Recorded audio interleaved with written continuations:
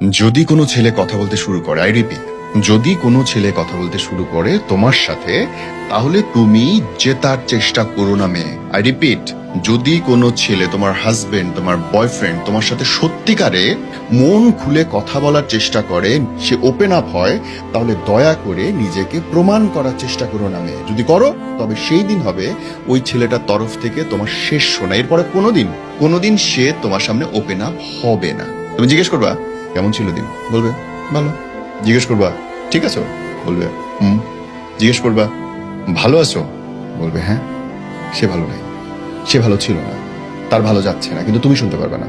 তুমি কোনোদিন আর শুনতে পারবে না, কারণ ভেবে নিও না যে ছেলেদের ইমোশন নাই। আমাদেরও ইমোশন আছে বেটা, আমাদেরও সেম ভাবে কষ্ট পাই আমরা, কিন্তু বলতে পারি না। প্রকাশ করার ভঙ্গি, প্রকাশ করার ক্ষমতা আল্লাহ আমাদের দেয়নি। কষ্ট আমাদেরও হয়, তোমার যতটুকু কষ্ট হয় বিশ্বাস করো তার চেয়ে বেশি কষ্ট, কিন্তু প্রকাশের ওই ক্ষমতা আমার নাই। আর সেই জন্য যদি কোনো পুরুষ কখনো কথা বলতে শুরু করে, থামায়ও না, যুক্তি দিয়ে তাকে বন্ধ করার চেষ্টা করো না, নিজে জেতার চেষ্টা করো না। যদি তুমি জিতে যাও ঝগড়ায়, তুমি হেরে যাবা জীবনে। ওই মানুষটা কোনোদিন আর নিজেকে সিকিউর ভাববে না, তোমার কাছে নিরাপদ ভাববে না। সে সবসময় তোমার কাছ থেকে লুকোনোর চেষ্টা করবে, কারণ সে দেখে ফেলছে তার সবচেয়ে কাছের মানুষটা ঝগড়ায় জিততে চায়, মানুষ জিততে চায় নাই। মানুষ জিততে চাইলে বোন ঝগড়ায় হাইরা যাও, কলিজা খুইলা সে তোমারে ভালোবাসবে।